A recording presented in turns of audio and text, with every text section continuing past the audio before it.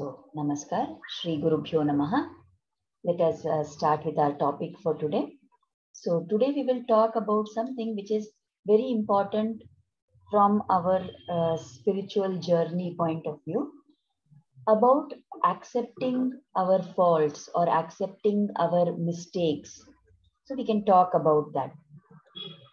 So, we will take two stories and we will try to learn from them about what we can adopt in our own life also. So the first one is the well-known episode of Bharata, who went to meet Rama when he was in Chitrakoot forest, and he begged Rama that you please come back to Ayodhya. You are the rightful king of this land. I don't want this, title. I don't want to be the king. It is you who should be sitting on the throne. I can't do this work, and so on. So Rama told him a lot of points about Dharma, and he said, I have given my word to our father, to Dasharatha. There is no way that I'm going to be able to. There's no way. Okay, Shobha is asking who did Vasudeva, Bhagavate Vasudeva chanting. I only did Shobha, right? I myself did it today. Okay, so getting back to our topic. So Rama explained a lot of points to him about how he has given his word to Dasharatha and he cannot go back on that word, and that it is correct that Bharata should rule Ayodhya.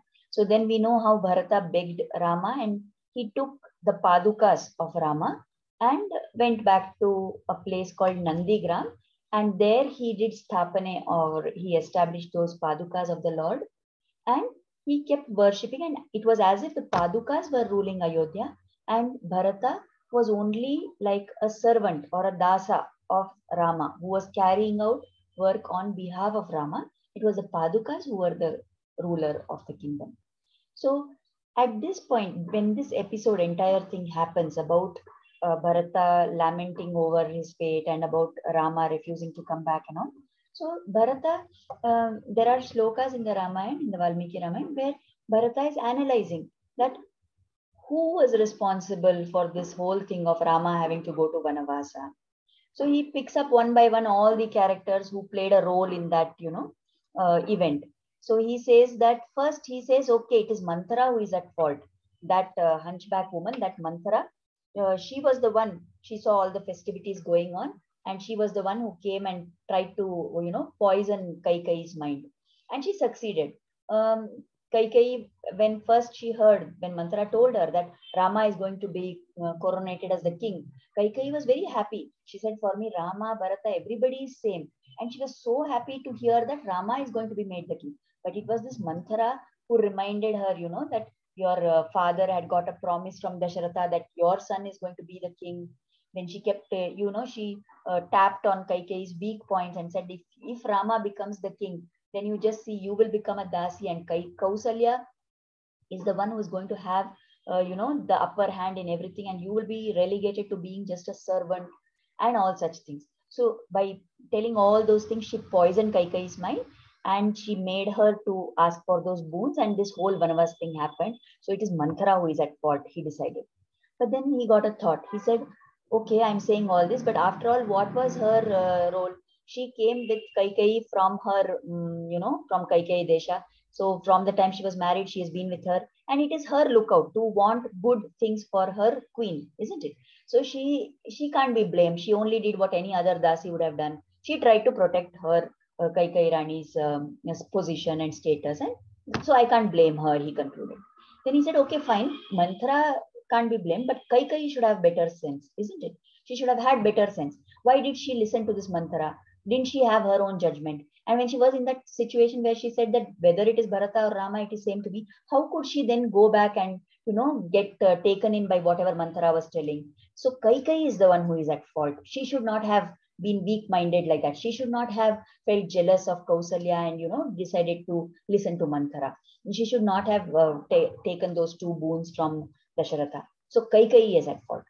But then he pauses and he says, what is her fault? But after all, she is a mother. And as a mother, she wanted whatever is going to be good for her son. So she thought that she is going to do good to me by making me the king of Ayodhya. So I can't really blame her, because every mother wants something good for their child. and she acted in that good attitude. So I can't really blame her. She may not be the one who is at fault. Then he says, okay, but Kaikeyi told all these things, but Dasharatha should have had the sense. Why did he give in to Kaikeyi? He should have said, fine, your boons and all that is okay, but this is not the right thing to do. It is against the principles of our, Ikshvaku dynasty, that it is always the firstborn who is going to be the king. So it is not correct that Bharata should be the king. I will not accept this. He could have said that, isn't it? So Dasharatha is at fault, he analyzed. Then he said, no, but Dasharatha, you know how these kings of the Ikshvaku dynasty are. Whatever word they give, they never go back on that word. So I can't even blame Dasharatha. He has given his word that he will give those 2 boons to Kaikeyi. Now he couldn't go back on his words and change it, because it would have been, defaming his own entire lineage and all the glories that they had. So Dasharatha also can't be blamed. Then Bharata goes to the extent, he says, Rama is the one who is at fault. He knew very well, isn't it, that the eldest son should be the king. Why couldn't he, try to convince the father? Why couldn't he say, no, this is my rightful place. This is my right. You just sit there quietly and taken the crown. He could have put it on his own head and he should have sat there as the king. So Rama is the one who is actually at fault, he says. And then finally he says, no, but Rama also is a man who is true to his word. He never speaks falsehood. So Rama can't be blamed for it. He was bound to listen to whatever Dasharatha and Kaikeyi told, because he agreed to fulfill their, their requirement. So he can't be blamed. He is not right to blame. So finally, he, thinking of all these aspects, he finally says, the fault is mine. Bharata says, the fault is mine. Why he says the fault is mine? Why did I have to go to my mama's place? Why did I go there? If I had been here in Ayodhya, all this would never have taken place. I should have stayed back here. I should have not gone away from Rama. So I am the one. I myself, I am the only person who is responsible for this entire sorry state of things. And he takes the blame on himself. So when Bharata does this, what is the background of this Bharata?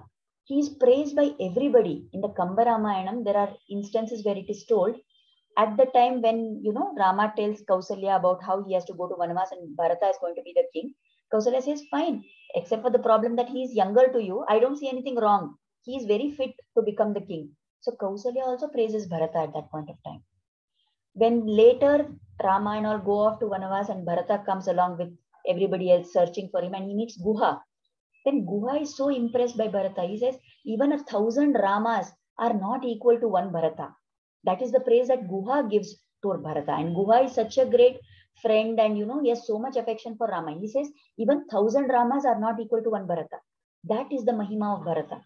And finally, when the 14 years are ending of the Vanavas and Bharata sees that Rama has not come and he is about to end his life, he had said that if you don't come on the 14th, when the 14th year gets over, I'm going to end my life. So when he's about to jump into the fire, Kausalya comes and begs him. She says, please, you don't end your life. I can live without Rama, but I can't live without you, Bharata. This is the Mahima of this Bharata. And this Bharata is accepting and saying that I myself am at fault for all these things that happened. He was in no way a direct cause of anything that happened, but he chose to accept that and take the blame for it. And for so many years, there were so many people who would keep cursing him. It is said that to avoid all those things, all those insults and all those bad comments, and to avoid all that unpleasantness, Bharata would go at 2:30, 2 o'clock in the morning to bathe in the Sarayu. Because if he goes after daylight, then people will see him and pass comments and say insulting things, and it would pain him to do that, to listen to that. Okay? And also he didn't want them to get the papa of saying such things. So he would go at 2 o'clock in the morning. It is also said, the Acharyas described that although the waters of the river were very cold in the cold season, but Bharata never noticed the cold. Why? Because he was burning in agony. He was burning in separation from Rama. So he never noticed how cold the river water was. And in fact, it is said the river water would end up boiling because it came into contact with this tapta, deha, with that hot body of Bharata, which was burning in agony for being away from Rama. So this is one aspect of how Bharata accepted and said, this is my mistake. Although even if we may say, or other people would say, it is not his mistake. That is one story. The second thing that we can think about is from the Mahabharata. There was this incident where Yudhisthira and Duryodhana, both of them, in one story, in some stories, versions, it says Dronacharya sent them. Some other versions say that Krishna sent them. So whoever it is, they were asked to go, like, and find something. Yudhishthira was told, you go and search and find one bad person in this kingdom and come back with him. And Duryodhana was told, you go and find one good person and come back with him. Now both of them went and they came back the next day. So when they came back, they were asked, okay, you have come alone. What is this? Why you didn't bring that person whom you were asked to bring? So when Duryodhana was asked, he had to go and find a good person, isn't it?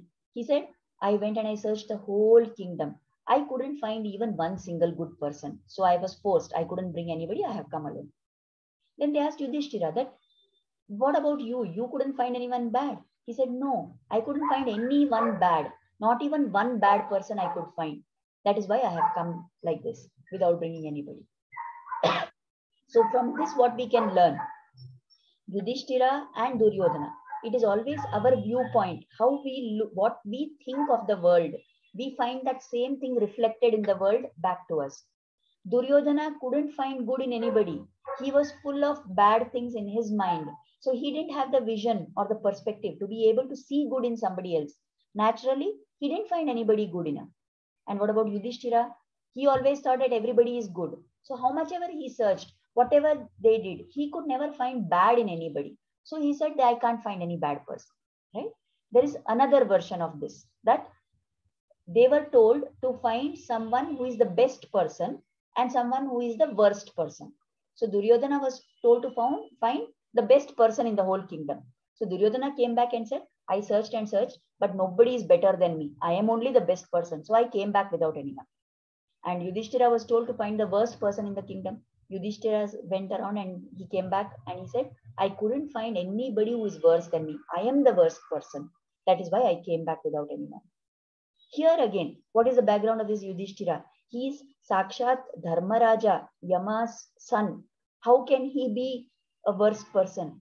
He is Dharma personified, isn't it? He has so much love and he always sticks to the path of Dharma. Can anybody say that Yudhishthira is a bad person? But he had the attitude that I am filled with all negative things. I have bad things in me. Everybody else is better than me. That kind of humility, that kind of willingness to accept that I have to improve, that was the hallmark of Yudhishthira. And that is exactly what was missing in Duryodhana. So from both these stories, we can try and pick up some things which are useful to us. So what can we think about it? What we can apply out of this? Maybe not everything, maybe not to the extent to which they are, because definitely we are nowhere even 0.000, how many zeros we can add, I don't know, that much 0.100, so many zeros and then 1%, we are not on their level of Bharata or Yudhishthira. But we can try and learn something for at least one aspect, that when somebody points out our mistake, how do we respond to it? When somebody says that you have done this wrong, or somebody is finding fault with us, or somebody is trying to put us down, how do we react to that? First of all, do we react or do we respond? Because there's a big difference, isn't it? When we just get angry and out of emotion we say something and we blast them, or just give vent to our feelings, that is reaction. And if we think over what they are saying and then slowly we take time and slowly we answer or we do something, that is a response. So do we react or do we respond? And if we react or respond, how do we do that? What comes out of us? There's this popular example which is given, right? They say that if you squeeze an orange, it is orange juice which comes out. If you squeeze an apple, it is apple juice which comes out. You will not get orange juice from the apple. You will not get apple juice from the orange, isn't it? So similarly, what is inside us, that is what will come when we are put under stress. When we are stressed, whatever is in our mind is that which will come out. And that is why many times when we react, when we respond to people, we must be alert. We must watch ourselves. What am I reacting? How am I behaving? So being able to accept our own mistake, it is a sign of spiritual practice or spiritual progress. It shows that we are trying to go ahead in our spiritual journey. Now here many people will say, okay, when I have actually made a mistake, fine, I will accept. But when I have not made a mistake, why should I accept? I will try to justify that I have not done wrong actually. But accepting when we have actually made a mistake, when we have erred in some way, that is also very difficult. But if we do that, it's very good. It is the initial level. But as we go ahead, we must learn to accept even when actually mistake is not ours. Because that wanting to correct what people have said, wanting to give them the correct picture, wanting to justify our actions is all arising out of our ahambhav. It is all arising out of our sense of ego. It is all arising out of our sense of identity that I am so and I can never go wrong. But if we think that we are devotees of God, if we think that yes, we have done so many papa karmas from so many janmas, if we think like that and we realize there is so much more that we have to improve, there is so much wrong that I am doing. Although I may appear perfect to other people, there is so much, all this kama, krodha, lobha, moha, madha, matsara, so much is there in our mind. I may talk very nicely outside, but what is going on in my own mind? I know, each one of us, we know what is going on in our mind. So we must be conscientious to that.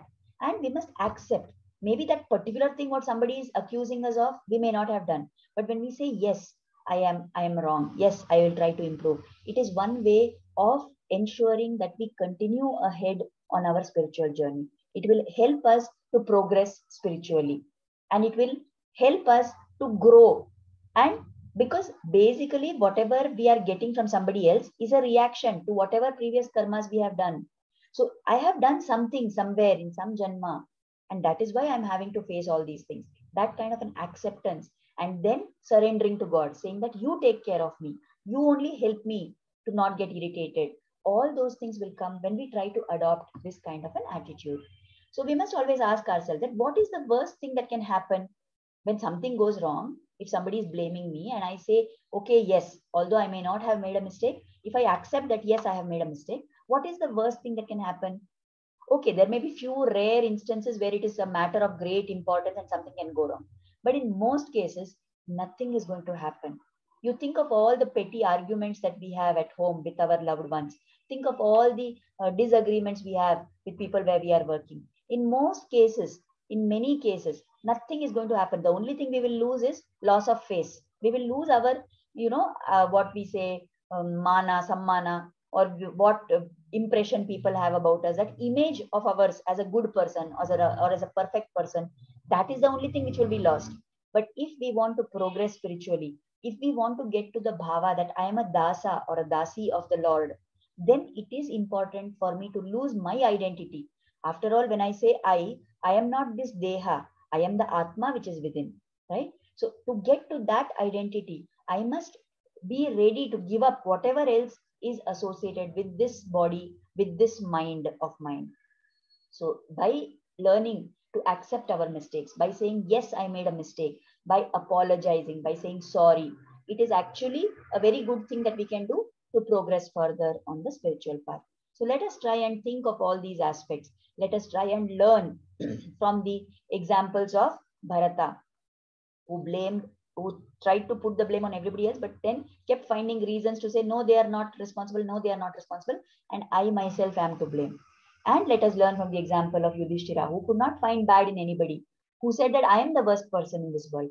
And let us try and adopt this. Of course, this is not to say that, it is not, I'm not saying that we must, get into the stage of an inferiority complex or not like that, not in the Laukika Vishya. But when it comes to Adhyatmic practice, when it comes to our spiritual journey, we must accept that, yes, I have a long way to go. And we must try to see where I can correct myself, what mistakes I'm making, how can I improve. That will take us ahead on the spiritual path. Okay. So now we will, I'm sorry, there's some extra thing that has come up here. There is one Subhashitam actually which says, Upakarishu yah sadhu, sadhutve tasya ko gunaha. Apakarishu yah sadhu, sa sadhu sadbhiruchyate. So one who does, like if somebody does upakara to us, somebody does good to us, and I am good to them, then what is great or surprising about that kind of a goodness? Somebody is good to me, in return I am good to them. So what is surprising about that? That cannot be a value, that cannot be a way of judging whether somebody is good or not. But if somebody is doing apakara to us, somebody is doing something wrong to us, somebody is trying to harm us, and yet if we remain kind, yet if we behave like a sadhu, yet if we try to be good to them, then the learned people say that such a person is indeed a sadhu, is indeed a good person. So let us remember this and try wherever. It may not be possible for us all the times, but whenever it is possible, wherever it is possible, let us try and remind ourselves of this. Somebody says nice things to me, yes, I'm very happy. Somebody says not so nice things about me, let me not blame them. Let me not say how can they say such things. Let me say, okay, fine, I will be good to them still. Somebody places some blame wrongly on me, let me say it's okay, there is something that they are feeling like that, it's okay, I will not be bad to them. So trying to keep this attitude will help us to progress spiritually. So then we will have a small bhajan. There is some time still left.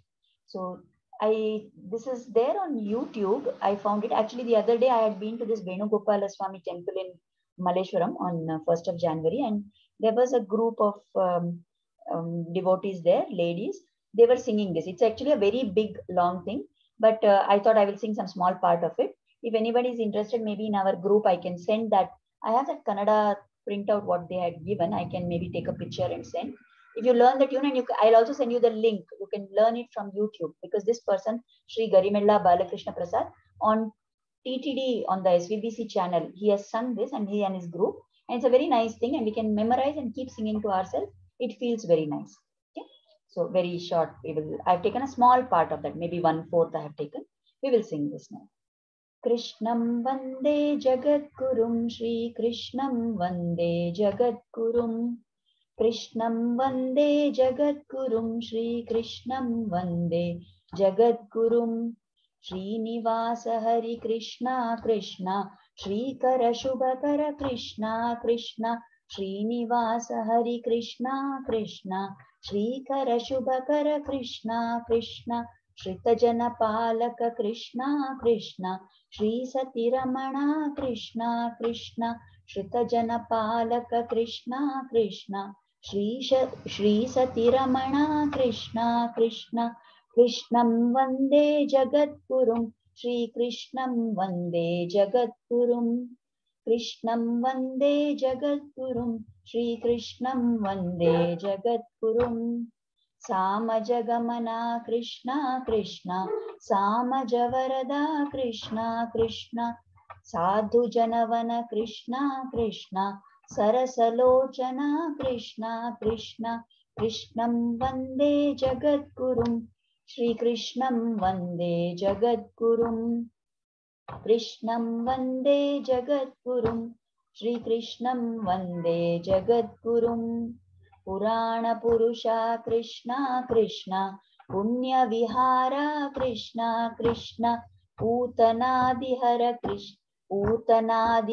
Krishna Krishna पुण्डरीकाक्षा Krishna Krishna कृष्णं वन्दे जगद्गुरुं श्रीकृष्णं वन्दे जगद्गुरुं कृष्णं वन्दे जगद्गुरुं श्रीकृष्णं वन्दे जगद्गुरुं कृष्णं वन्दे जगद्गुरुं श्रीकृष्णं वन्दे जगद्गुरुं कृष्णं वन्दे जगद्गुरुं श्रीकृष्णं वन्दे जगद्गुरुं. Okay, so we have now come to the end. Let us offer Kritagnyata, and then if anybody has any questions or anything to add, we will take that up.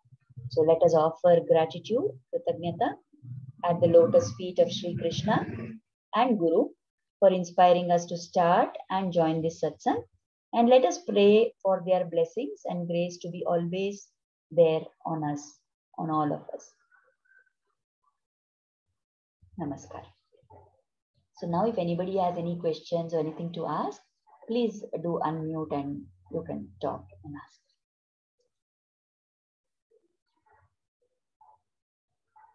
Or if there's anything you want to share, any insight that you have from your side to add to this.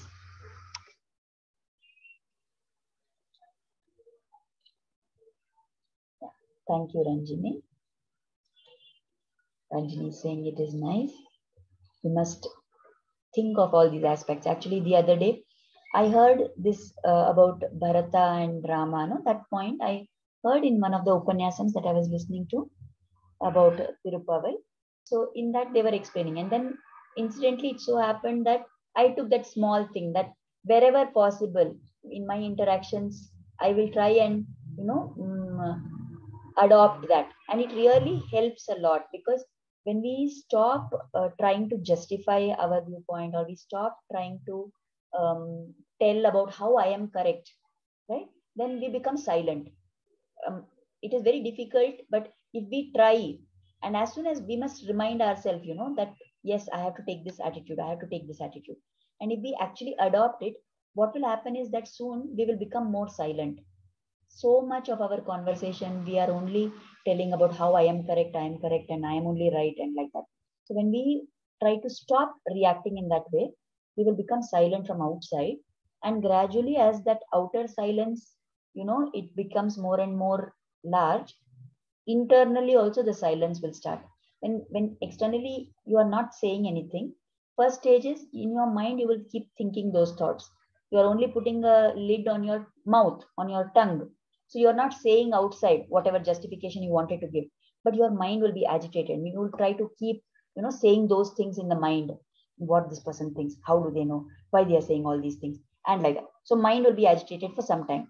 But if we still try to, continue in that internally also we try to tell ourselves, yes, somewhere there is my mistake, then gradually that silence will start pervading inside also. And when we become more silent, energy will get conserved, and that energy can be used for a lot of other things which are definitely more valuable. So we must try and remember this. I have found that out of my practical experience that it really helps to stay silent in that way. Yeah, Shobha Ure, Shravan could not chant. Okay. I'm so sorry to hear that. It's okay, no inconvenience, ma. Krishna gave me the opportunity to chant, but I hope that Shravan feels better soon, and He's that not is able to open his mouth. That's why yeah, yeah. What happened? Is it the normal tooth fall or not something he join. hurt himself? Sorry, ma'am. Normal Okay, okay. falling With of age. his teeth. Ha, ha. Okay, no problem. That's okay. No issue at all. I was so happy that every time he would join and chant very nicely. It's very nice. It's okay. Whenever he Now is, also he's feeling that he is missing the chanting session. ha, ha. That is what. See, that child has so much sense of seva. That kind of bhav is what we should try and develop.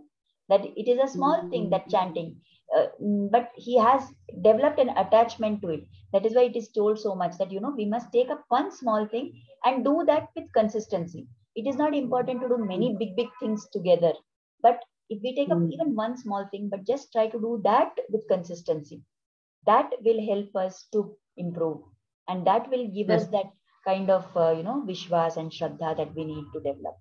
So Yeah. it's okay. Whenever next he is feeling good next week, he can chant and do it Okay. again. Anyway, seva is always there for him. Anybody else has anything to say or add?